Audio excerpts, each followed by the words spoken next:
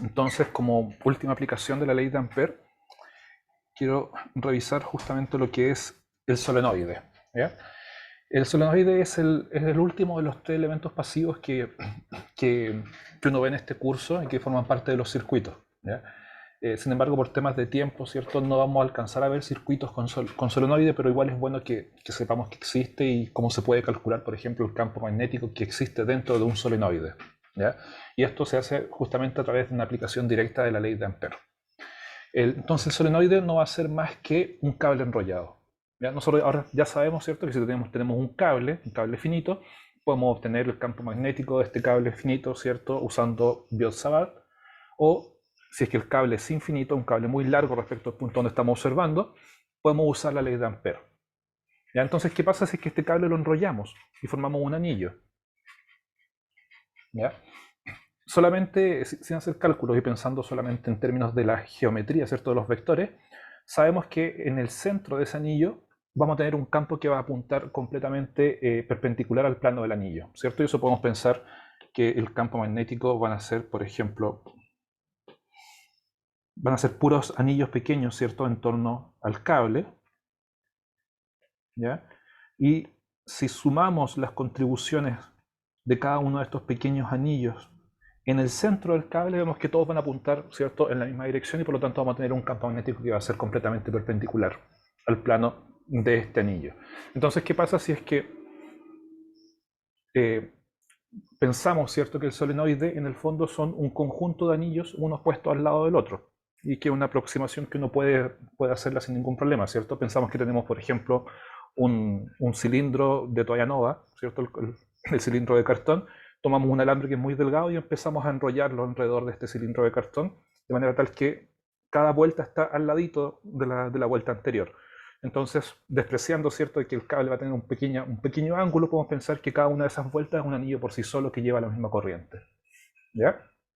Entonces, si hacemos eso y seguimos pensando que vamos a tener contribuciones de las circulaciones de campo magnético en torno al cable en el centro, vamos a tener que se van a ir superponiendo el campo magnético de cada uno de los anillos. Y por lo tanto, en el centro de cada uno de estos anillos, ¿cierto?, que aquí la línea negra es el cable que lleva la corriente I, en el centro de cada uno de estos anillos vamos a tener una superposición del campo magnético, por lo tanto vamos a tener un campo magnético que es constante en magnitud y en dirección, que es esta línea azul de acá. ¿Ya? Solo en el centro. Y justamente ese es el campo que a nosotros nos interesa calcular, el campo magnético en el centro del solenoide.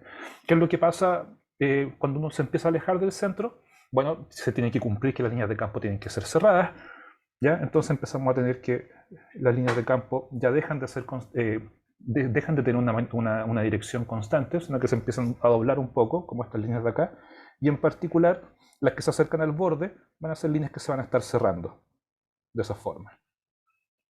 ¿Ya? Entonces además se cumple que fuera del solenoide el campo magnético cae muy rápido, muy similar a lo que teníamos con el campo eléctrico de un condensador, ¿cierto? Que afuera del condensador uno podía aproximar inmediatamente que el campo eléctrico era cero. Acá ocurre lo mismo, no vamos a tener campo magnético fuera del solenoide. Entonces ahora la pregunta es cómo usamos la ley de Ampère para calcular el campo magnético justo en el centro. ¿Ya?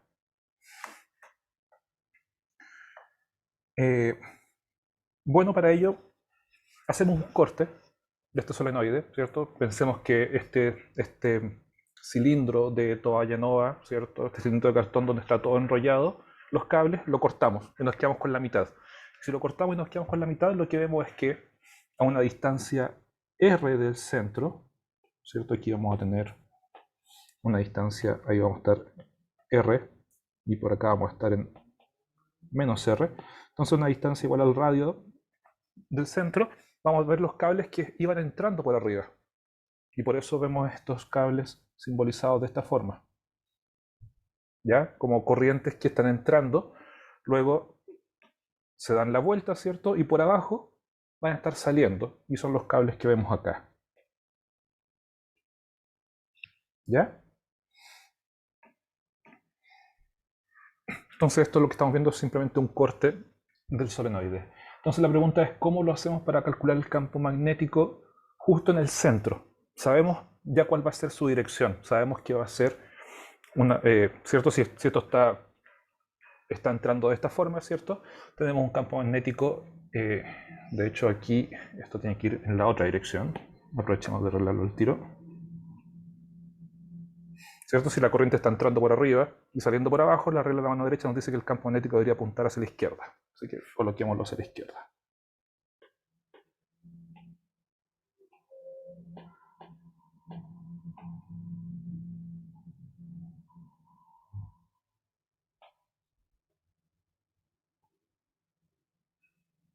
Ok.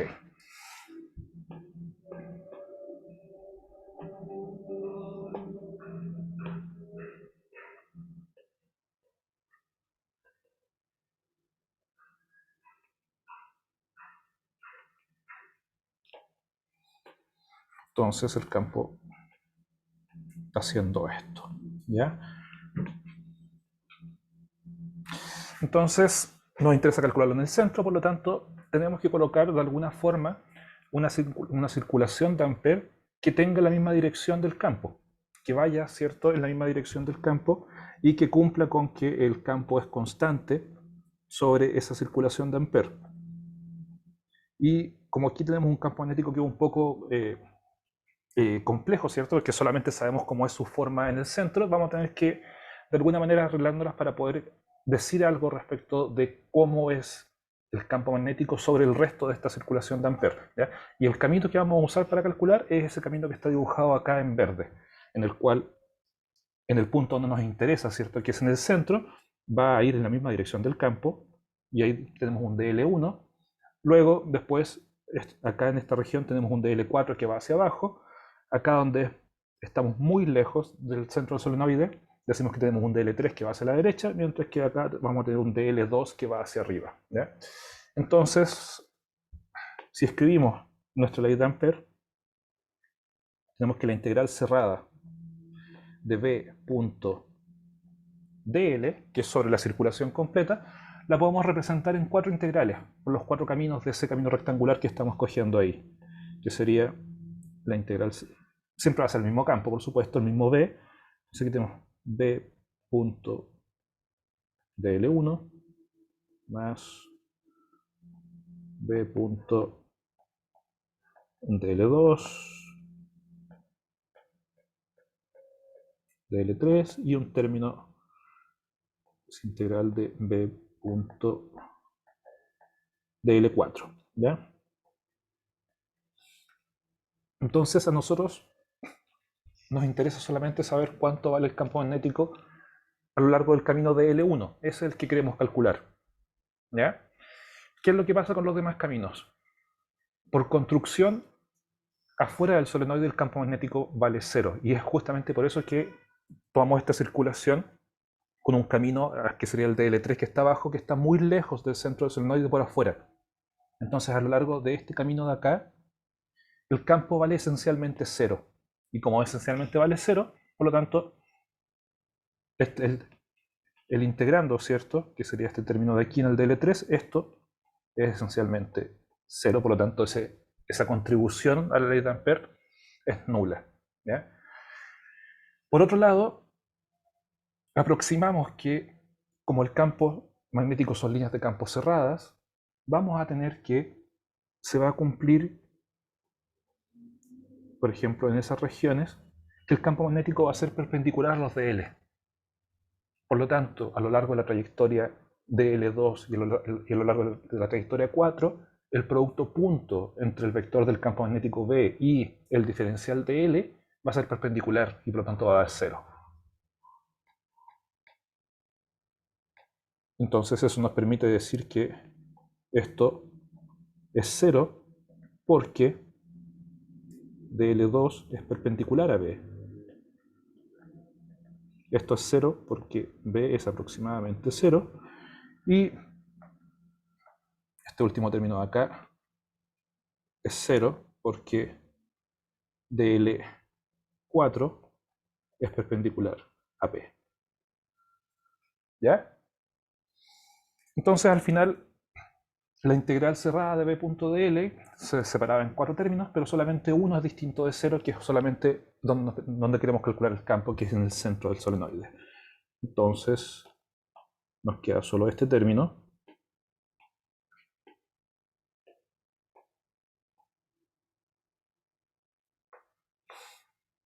que tiene justamente las condiciones que queremos, que el campo, el de elevar la dirección del campo, es constante sobre el campo. Por lo tanto, esta integral va a ser simplemente b por la integral de dl. ¿Ya? Y la integral de dl, bueno, tenemos la suposición acá que el solenoide tiene alguna cierta longitud, tiene algún cierto largo L, ¿ya? Y va a tener una cierta cantidad de vueltas, entonces podemos definir también además una densidad de vueltas como el número total de vueltas que da en el largo, ¿ya? No es muy descabellado pensar que el camino sobre el cual estamos calculando la ley de Ampère es casi igual al largo del solenoide, es una aproximación, ¿ya? Entonces en el fondo esto es V por L. Y esto ahora tiene que ser idénticamente igual, ¿cierto? A mu sub 0 por la corriente encerrada.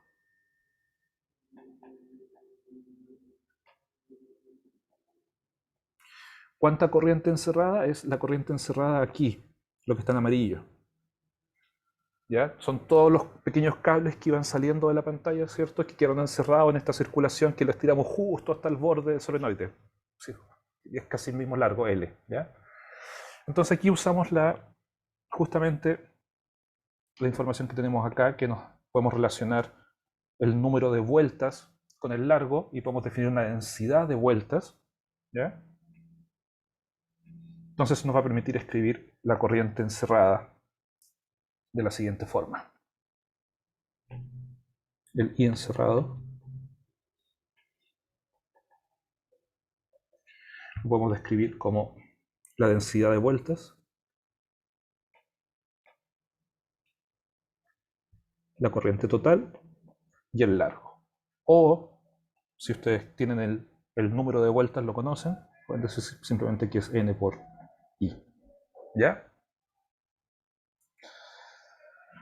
Y por último, entonces, usando esta expresión de acá,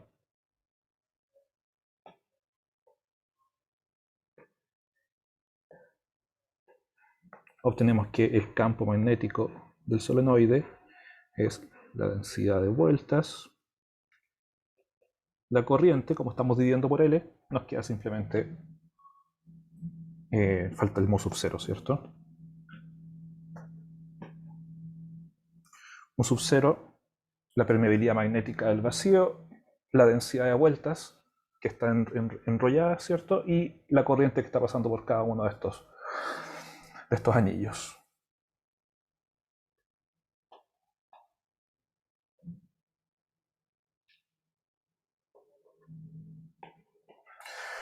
Ya, ¿por qué es importante este cálculo? Bueno, primero, simplemente como una ilustración de las cosas que se pueden hacer con la ley de Ampère, ¿ya? Pero segundo, esto nos está mostrando lo estable que es el campo magnético al interior del solenoide, que solamente depende de, bueno, el material que hay dentro, ¿cierto? Si hay vacío tenemos mu sub 0, si hay aire tendremos el mu del aire, la cantidad de vueltas o la densidad de vueltas, si lo queremos dejar en términos de la densidad, no queremos hablar del largo, en caso que sea muy largo, y lo mejor solamente depende de la corriente. Entonces, mientras más corriente pase por este solenoide, ¿cierto?, más fuerte va a ser el campo magnético que se va a estar generando adentro, ¿ya? Esto también nos dice por qué es tan efectivo, por ejemplo, hacer un electroimán con un cable enrollado alrededor de un clavo.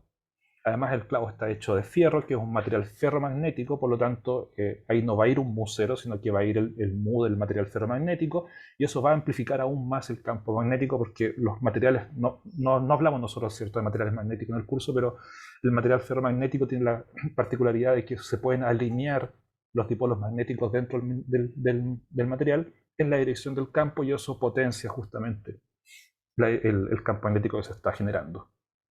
¿Ya? Y si lo quisiéramos dejar escrito en términos del número de vueltas, esto sería igual a un mu sub 0, un n I sobre L.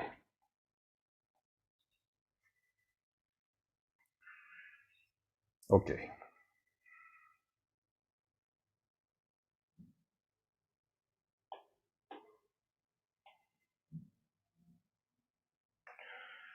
¿Alguna duda antes de continuar?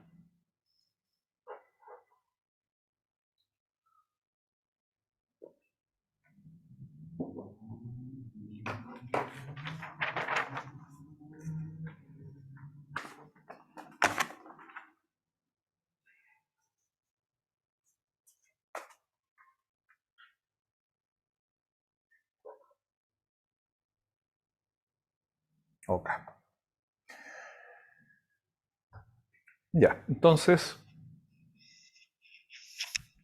antes de hablar de Faraday, hablemos un poco de lo que es el flujo magnético. No habíamos hablado del flujo magnético, pero es básicamente lo mismo que ocurre cuando definíamos el flujo eléctrico. ¿Ya? Entonces tenemos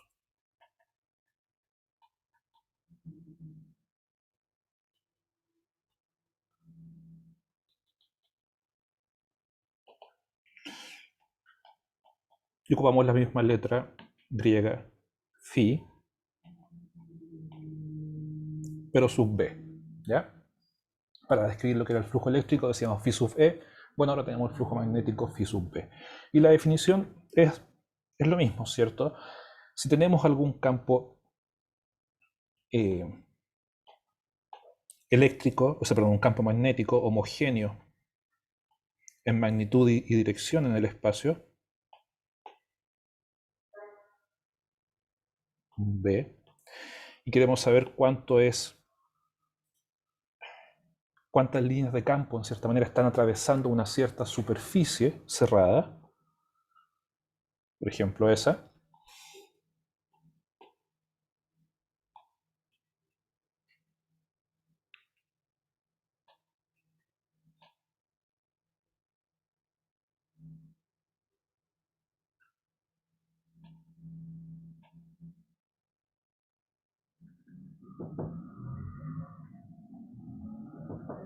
¿ya? Entonces aquí necesitamos definir primero un cierto vector de área, ¿cierto? Entonces, decimos vamos a tener un pequeño elemento diferencial de este manto. Entonces, tenemos algo de este estilo. Y vamos a tener un vector de área que va a estar caracterizando este elemento diferencial. Por lo tanto, vamos a tener un cierto ángulo. Entonces definimos el flujo magnético como justamente la integral de superficie. Es una superficie abierta, ¿cierto? No estamos hablando de una superficie cerrada. Y les dejo hecha la pregunta mientras termino de escribir. ¿Qué pasa si es que fuera sobre una superficie cerrada?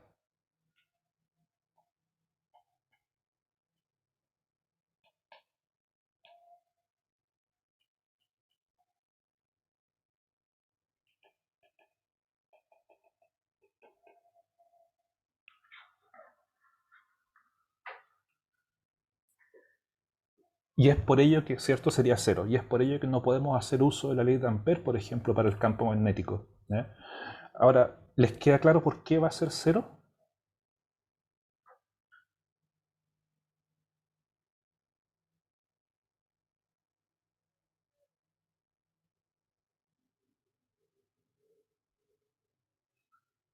Aquí tienen que decirme al unísono, porque las líneas de campo magnético son líneas cerradas. ¿Y por qué son líneas cerradas? Porque no existe el monopolo. ¿Ya? Aquí, claro, aquí no se ve mucho en este dibujo, ¿cierto? Que sean líneas cerradas, porque necesitamos definir un campo magnético constante en magnitud y en dirección. Pero eso es solamente una región del espacio. Podemos pensar que lo que tenemos aquí es, acá está el polo, por ejemplo, norte de un imán, y aquí tenemos el polo sur de un imán, y justo en esa región, donde están los dos polos enfrentados, vamos a tener un campo magnético que es constante en magnitud y en dirección. Pero esas líneas de campo continúan y se cierran a lo largo del imán. ¿Ya? Entonces, es justamente por eso que si quisiéramos decir una suerte de ley de Gauss, ¿cierto? Es decir, la integral cerrada de B punto de A es igual a alguna carga magnética por alguna propiedad, ¿cierto? Algún parámetro, alguna constante fundamental, ahí tenemos problemas para definir eso porque siempre esto nos va a dar igual a cero. Porque siempre vamos a tener la misma cantidad de líneas de campo magnético entrando y saliendo de esta superficie cerrada y por lo tanto, al menos en su formulación integral, o sea, escrito con integrales, la ley de Gauss magnética nos dice que esto vale cero y no podemos sacar mucho provecho de ahí o mucha información respecto del campo magnético. ¿Ya? Y ahí hago hincapié, es la formulación integral de la ley de Gauss la que tiene esta limitación, porque si vemos la ley de Gauss desde un punto de vista diferencial, sí podemos obtener información. ¿Ya?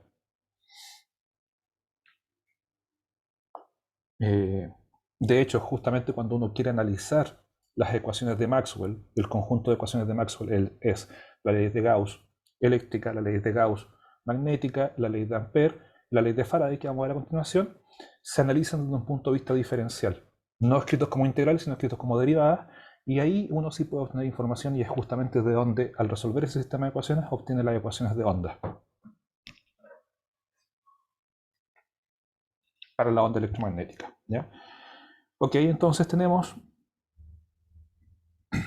que podemos definir el flujo magnético de esta forma. Por lo tanto, sabemos entonces que un diferencial de flujo magnético phi sub b se puede escribir como b punto de A y por lo tanto sabemos que el b se podría escribir también como una variación del flujo magnético respecto del de A, ¿ya?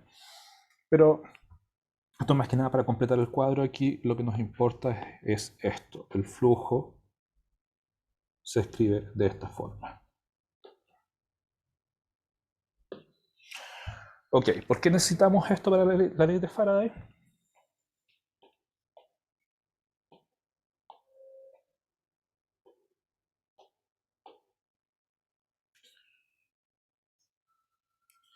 Se lo explico a continuación.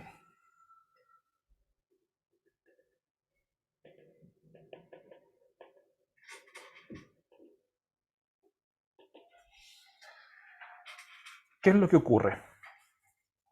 Les explico un poco el contexto primero y tal vez desde un punto de vista más experimental, qué es lo que es la ley de Faraday. ¿Ya? Entonces, por ejemplo, supongamos que tenemos un solenoide que va a estar conectado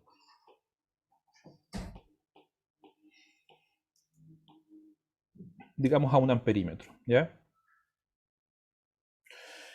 En la práctica, el experimento, ¿cierto?, que llevó Michael Faraday a cabo era un solenoide que estaba conectado a una ampolleta.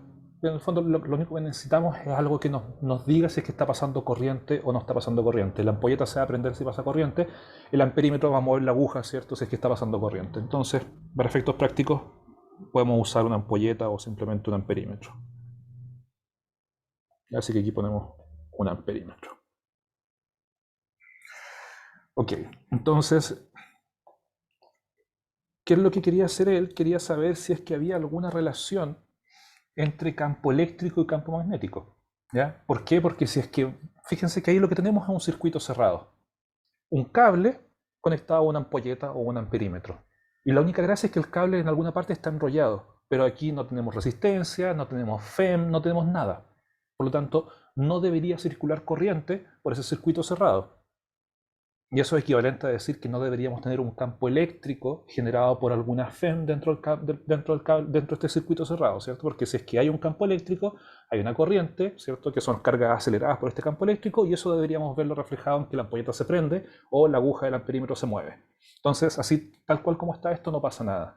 Entonces él estaba buscando una relación entre el campo magnético y eh, y el campo eléctrico se estaría generando dentro de este circuito. ¿Qué es lo que estaba viendo él? Acercaba un imán a esto. Entonces supongamos que tenemos un imán,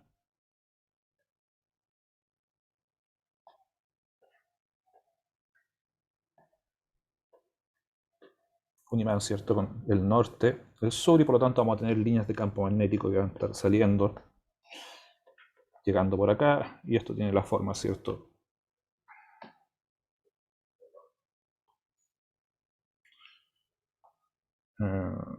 Perdón, son líneas que van así, por lo tanto aquí van hacia abajo.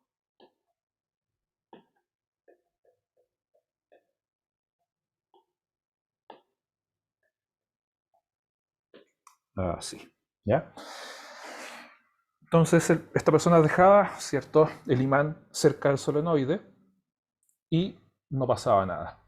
Pero se daba cuenta que si de repente de la nada alejaba el imán, o, ¿cierto?, bruscamente la luz parpadeaba. ¿Ya?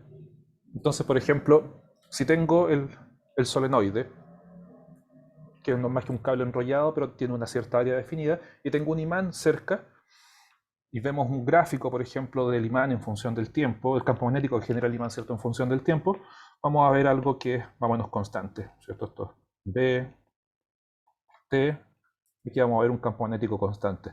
Pero de repente tomo el imán y me lo llevo, y esto, lo que ve el solenoide es que el campo rápidamente se va a cero, ¿cierto? Porque me estoy llevando justamente lo que está generando el campo magnético.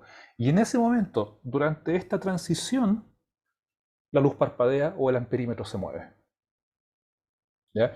Entonces, ¿qué podemos deducir de esto? Podemos deducir que, de alguna manera, el sistema está respondiendo a la variación del campo magnético y no al campo magnético en sí, sino al cambio del campo magnético respecto al tiempo. Y es más, además se da cuenta de que depende no solamente del campo magnético, sino que también depende del área del solenoide, ¿cierto? Del área que está atravesando las líneas de campo magnético. Entonces, si lo hace con un solenoide más chico, no es lo mismo que si lo haga con un solenoide más grande. Entonces ahí uno dice, ok, no está respondiendo solamente a la variación del campo magnético, sino que está respondiendo en conjunto a la variación del campo magnético y el área de las líneas de campo, que las que están atravesando las líneas de campo magnético. Y eso es justamente el flujo magnético.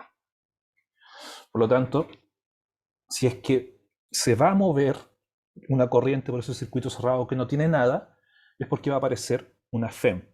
Y vamos a llamar una FEM inducida para diferenciarla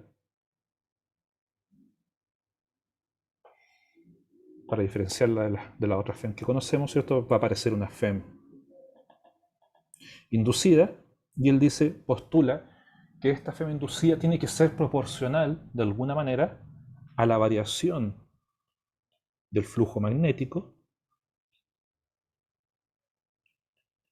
respecto al tiempo. ¿Ya? Perfecto. Pero el que sea proporcional o no, no nos dice mucho, ¿cierto? Pero todavía nos falta un poco más. Entonces, está además la ley de Lenz,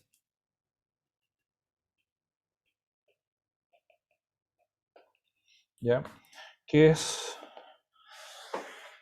más como un postulado, ¿ya? No lo podemos satisfacer en cierta manera con ecuaciones, pero sí podemos decir que lo que postula Lenz es que todo efecto de inducción magnética es opuesto a la causa que lo está generando. ¿Ya? ¿Cómo podemos entender esto?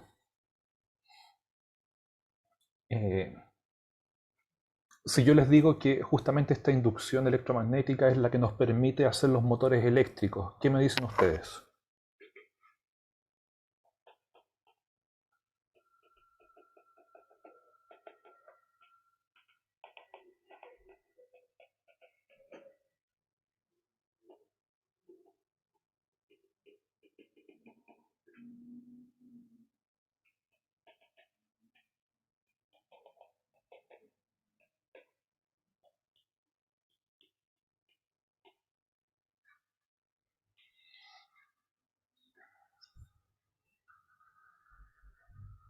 ¿Por qué les pongo el ejemplo del motor? ¿Ya? Porque inevitablemente de aquí vamos a tener que vamos a poder transformar eh, la inducción electromagnética nos va a permitir obtener energía mecánica. ¿Ya? Entonces vamos a tener que la variación, en cierta manera, de estos campos magnéticos los vamos a poder transformar en energía mecánica. Entonces, por ejemplo, ¿Qué es lo que sería la causa? La variación del flujo. ¿Cuál va a ser el efecto? Que vamos a tener que va a aparecer una FEM que se va a estar induciendo en este circuito. Entonces, es necesario que esta FEM que se está induciendo tiene que ser opuesta a la causa. De lo contrario, vamos a tener que, podríamos llegar al caso, por ejemplo, en el cual vamos a tener movimiento perpetuo o peor aún, vamos a estar sacando energía, ¿cierto? De la nada, si es que esto empieza a acelerar producto de la inducción. Yo creo que esto va a quedar más claro cuando lo veamos en un ejemplo. Pero el trasfondo de visualizar de juntar justamente este postulado de Lenz, que nos dice que todo efecto de inducción magnética es opuesto a su causa, junto con la ley de Faraday, es que nos permite, ambas leyes juntas nos permiten escribir que la FEM inducida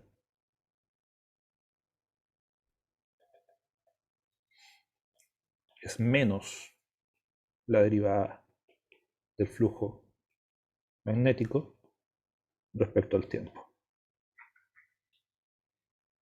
O que esto es menos el d a dt de la integral de b punto dA. ¿Ya?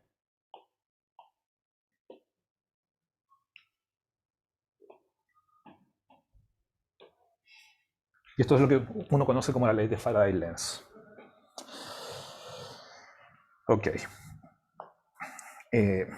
¿Cómo aplicamos esto?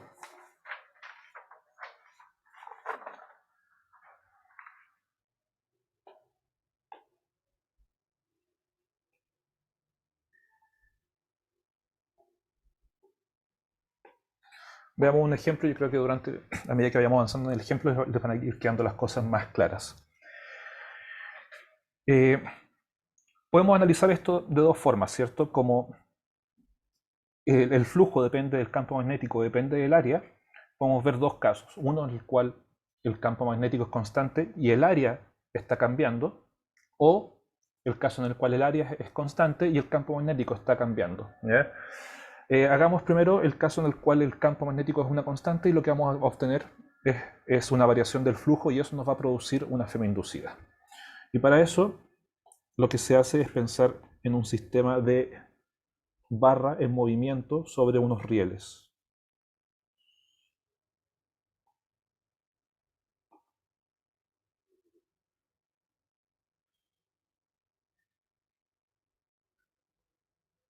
¿Ya? Entonces voy a colocar aquí una resistencia. Para dibujar rápido simplemente voy a simbolizarla por un rectángulo, pero esto es un R. ¿Ya? Y lo que tenemos es que estos son cables. Son muy largos hacia la derecha, ¿cierto? Y tenemos un cable que viene, se dobla, hay una resistencia y luego continúa el cable para allá. Y sobre estos cables vamos a colocar una barra conductora.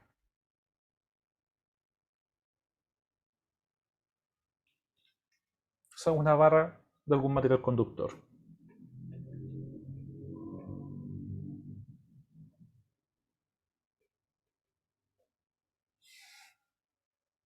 ¿Ya? Entonces, así tal cual como está el sistema, es un ejemplo simplificado, no hay gravedad, no hay roce. Entonces, si yo le doy un empujón a la barra, como no está actuando ninguna fuente, ninguna fuerza sobre la barra se va a mover con velocidad constante hacia la derecha. ¿Ya? Así que esto se mueve con una cierta velocidad v0. Y podríamos además decir que aquí vamos a tener una posición de la barra respecto a este borde. Vamos a decir que esa es la coordenada x. Y la barra tiene una cierta longitud L, que es justamente la separación entre los dos rieles. Entonces esto se está moviendo hacia la derecha, perfecto, no pasa nada. ¿Ya?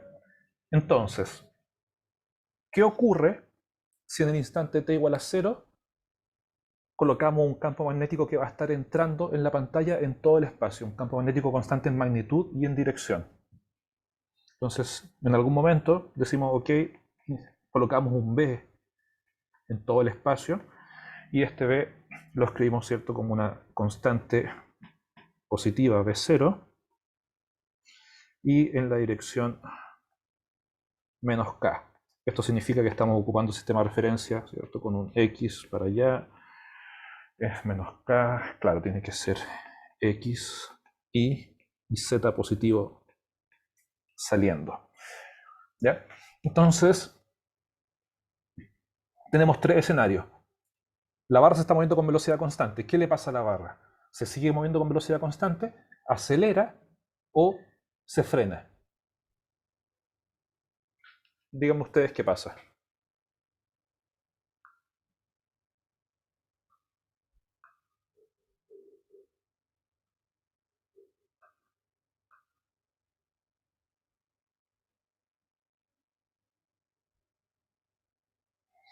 Si se sigue moviendo con velocidad constante, es porque ninguna fuerza está actuando sobre la barra. Pero sería cierto el caso más fome. Sabemos que algo va a pasar. Entonces, nos quedan dos casos. ¿Acelera o se frena? Se frena entonces. Y ahí es justamente es donde se está haciendo uso de la ley de Lenz. Todo efecto de inducción electromagnética es opuesto a la causa. En este caso, ¿cuál es la causa de la variación del flujo? La barra que se está moviendo. ¿Por qué? Porque esta área de aquí, que va a estar atravesando el campo magnético, va a estar creciendo. Porque la coordenada X está aumentando. Entonces, si el área está creciendo, el efecto de inducción se va a oponer a esto. No, entonces ese efecto va a tener que estar en contra del movimiento. La barra se está moviendo hacia la derecha. Si es que no usamos la ley de Lenz y entonces y decimos, ok, entonces el efecto de inducción también va a apuntar en la velocidad de la barra, fíjense lo que ocurre. Aparece una fuerza que va a hacer acelerar la barra. Y nada la va a frenar y la barra va a acelerar hasta que obtenga velocidad infinita. Ningún sistema físico se comporta de esa forma. ¿Ya? Entonces, no nos queda otra opción que la barra se frene.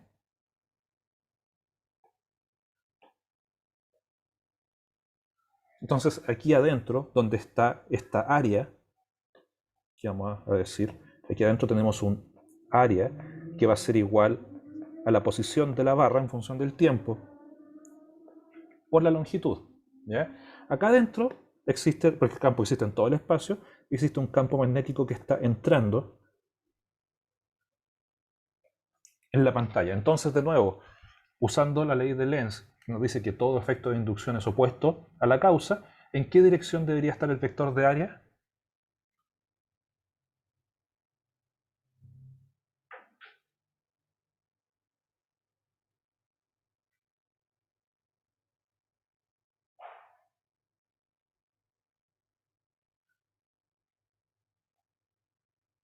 Para poder definir un vector de área, si acelera, ojo, que no puede acelerar. Acabamos de decir que el efecto se tiene que oponer, tiene que frenarse, ¿ya? Pero en cierta manera, está bien acá, ya, ok, está bien, tiene que estar saliendo. Si no lo tienen muy claro, una manera fácil de visualizarlo es esta. Olvidémonos de los rieles y tenemos la barra, una barra magnética, una barra conductora. ¿Qué significa que es conductora? Que las cargas libres dentro de este material se pueden mover libremente. ¿Ya? Entonces, esta barra se está moviendo, acá en mi dibujo que veo yo, se está moviendo en esta dirección. ¿Qué fuerza van a sentir las cargas libres dentro de esta barra si experimentan un campo magnético que está entrando? Las cargas libres van a sentir una fuerza, fíjense, el movimiento va para allá, el campo magnético está entrando, entonces la fuerza sobre las cargas es de la forma QB cruz B. Entonces, la palma es la dirección del movimiento, la llevamos hacia la dirección del campo magnético y nos apunta hacia arriba. ¿Eso qué quiere decir? Que aquí, dentro de la barra, las cargas libres van a sentir una fuerza que voy a llamar F sub Q en esa dirección. Por lo tanto, la barra se va a polarizar. Se va a polarizar positiva arriba y negativa abajo. Voy a cambiar el color de la barra para gris.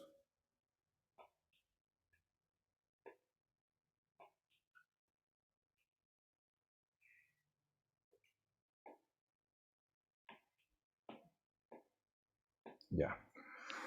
Entonces, fíjense, la barra se polariza y se carga positiva arriba, negativa abajo. Y si ahora conectamos los rieles, va a circular una corriente. ¿En qué dirección va a circular esa corriente? De menos a más. Entonces vamos a tener una corriente. Vamos a tener una corriente que sale de aquí.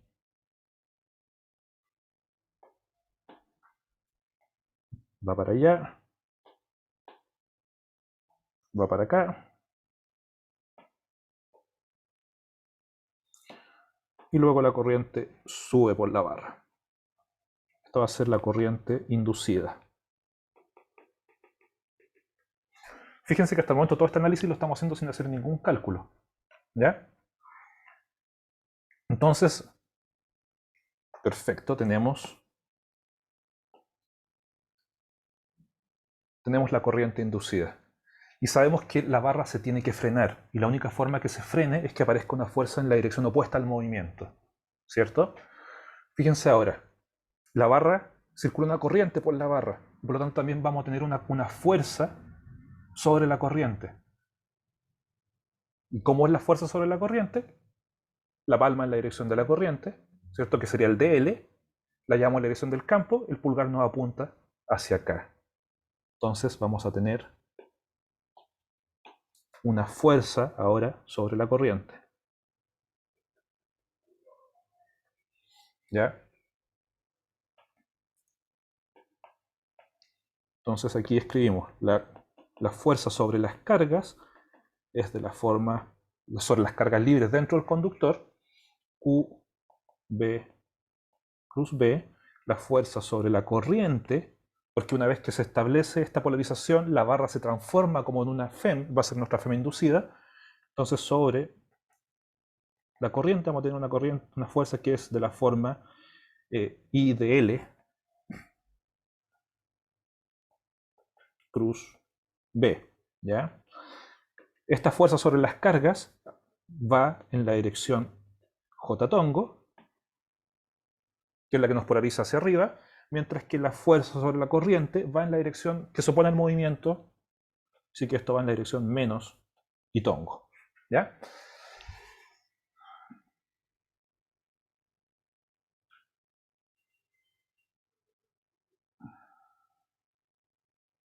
La corriente va de más a menos. Recuerden que siempre pensamos que los portadores de carga son positivos y por lo tanto la corriente va de más a menos, pero ojo que va de más a menos en el circuito. Este circuito, sí, porque esto es un sistema de rieles, ¿cierto? Que son cables donde hay una resistencia y hay una barra. Si queremos ver el análogo cómo se ve esto, como si fuera un circuito, lo que tenemos es la resistencia. Lo voy a dejar rápida, después se lo arreglo en la versión final que les subo al repositorio, ¿ya? Y aquí vamos a tener una FEM. Y esta FEM tiene que ser dibujada de esta forma, con el más arriba y el menos abajo.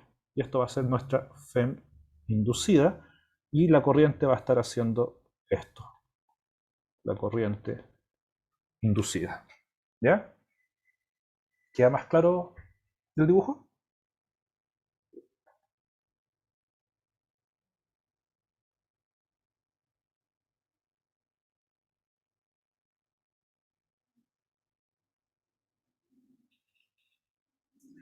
Ok.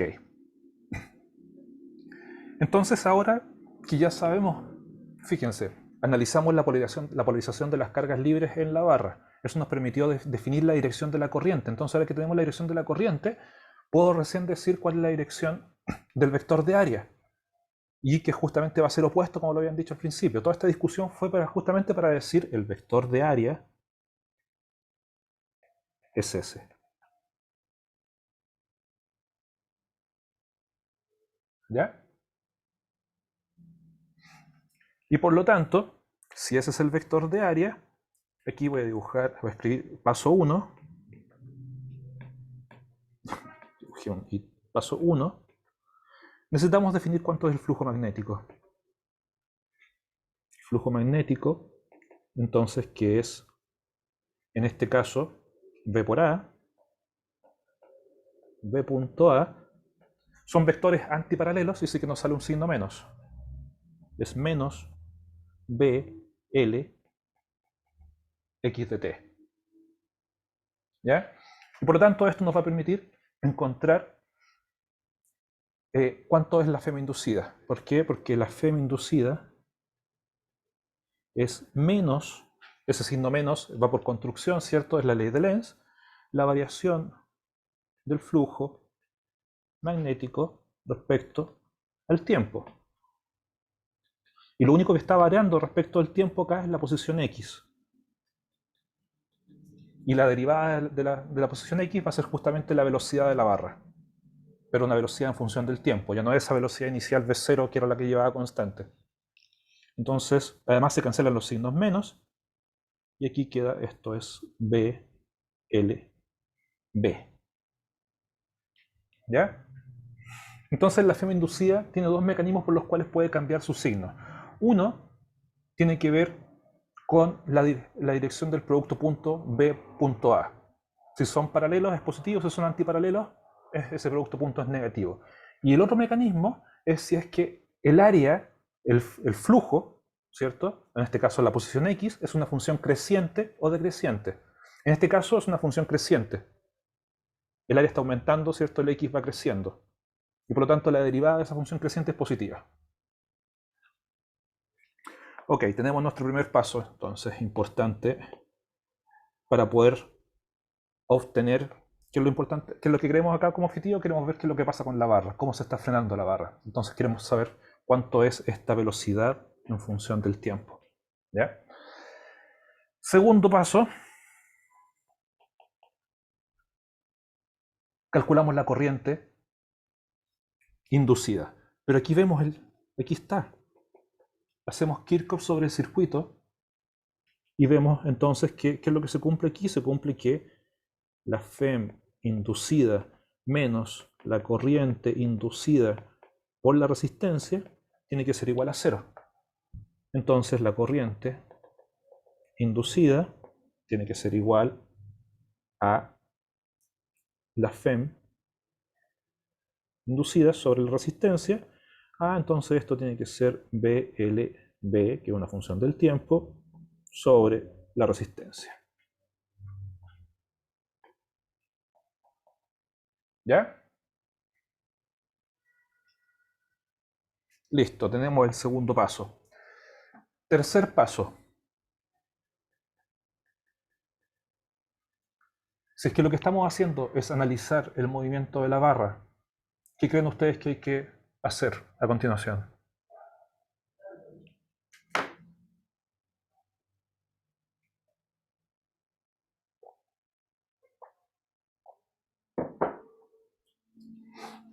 En el curso de 110 de mecánica, ¿qué aprendieron cada vez que tenemos movimiento? ¿Qué tenemos que hacer? Dinámica. Segunda ley de Newton. Exactamente. Segunda ley de Newton, y por lo tanto hacemos un diagrama de cuerpo libre sobre la barra. Entonces hacemos un diagrama de cuerpo libre sobre la barra. Vemos que esta barra se estaba moviendo con una cierta velocidad en esa dirección.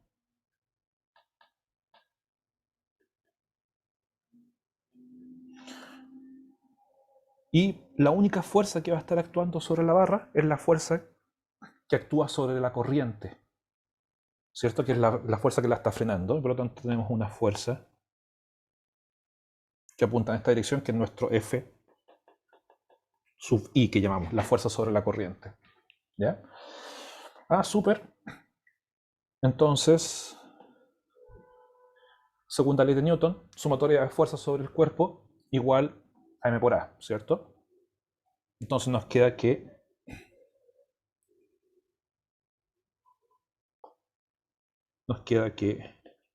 la fuerza I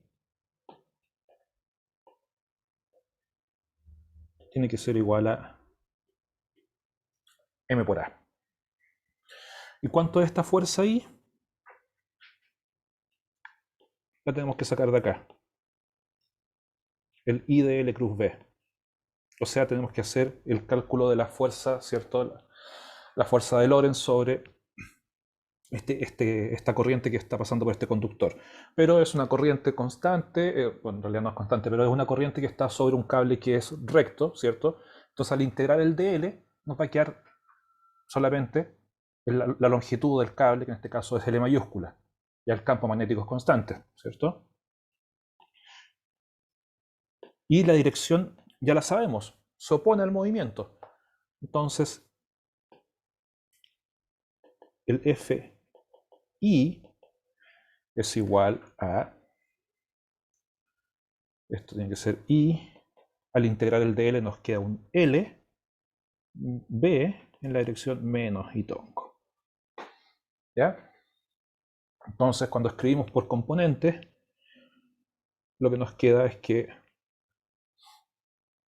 nos queda I, L, B, va hacia la izquierda, ¿cierto? Así que tenemos un signo negativo, igual a M por A, pero M por A es M por dB a dt. ¿Ya?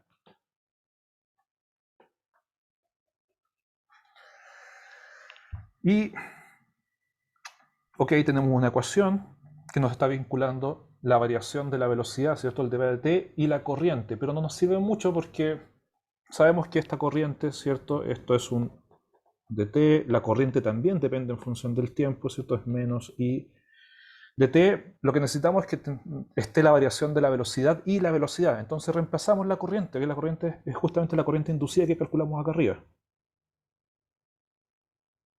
¿Ya? Entonces al reemplazar la corriente inducida, fíjense que nos queda un L y un B, acá también tenemos un L y un B, y sí que nos va a quedar B cuadrado, L cuadrado. Perfecto, entonces esto es menos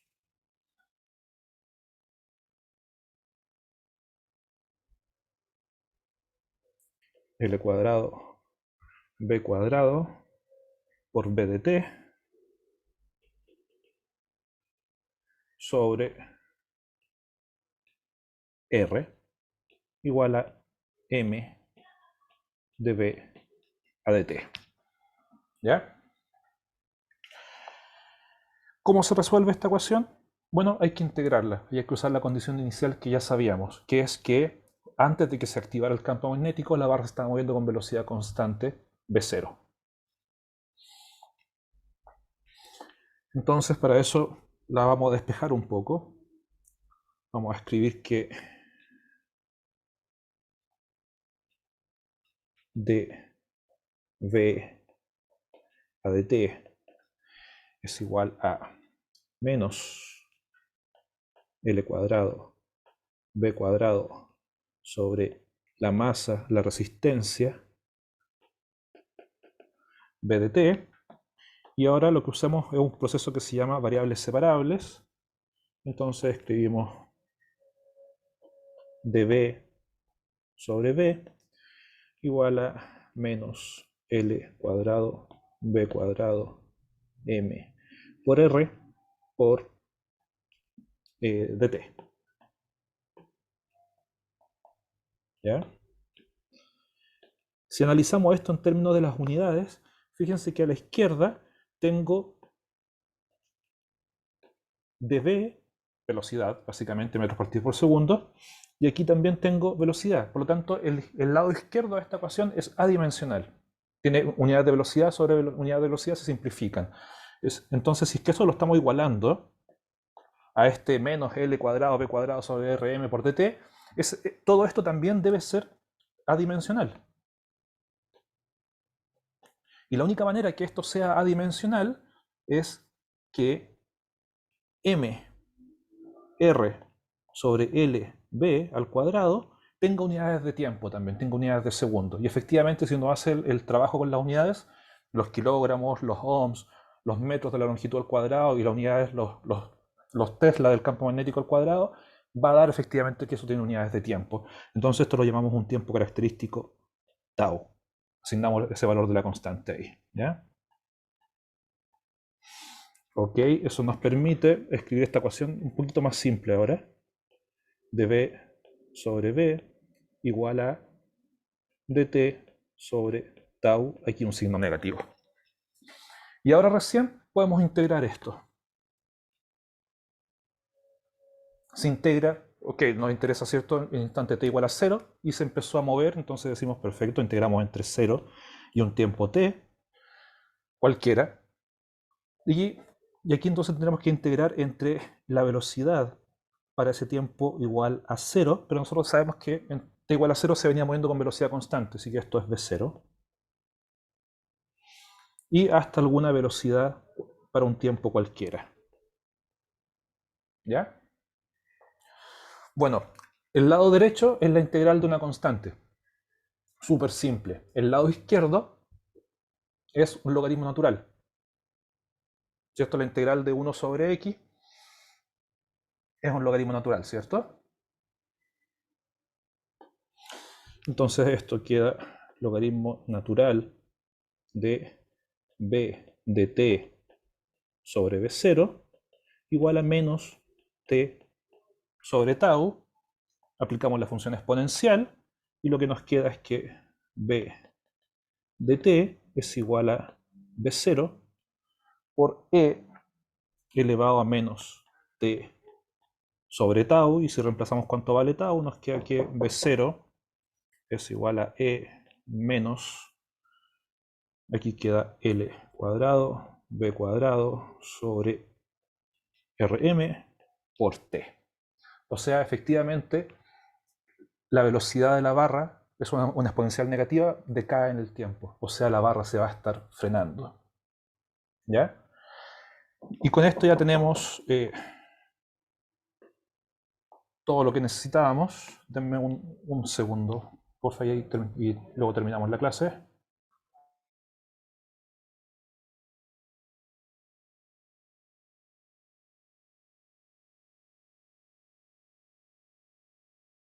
Ok. Tenemos la velocidad de la barra en función del tiempo. Entonces, si miramos más arriba, ahora tenemos la corriente. Reemplazamos la velocidad de la barra en función del tiempo, tenemos la corriente. Reemplazamos la velocidad de la barra en función del tiempo, tenemos la FEM inducida. O sea, tenemos todas las cosas del problema que necesitábamos calcular. Cuánto vale la FEM inducida en función del tiempo, cuánto vale la corriente inducida en función del tiempo, y cuánto vale, en particular, la ecuación de movimiento, ¿cierto?, la velocidad de la barra en función del tiempo.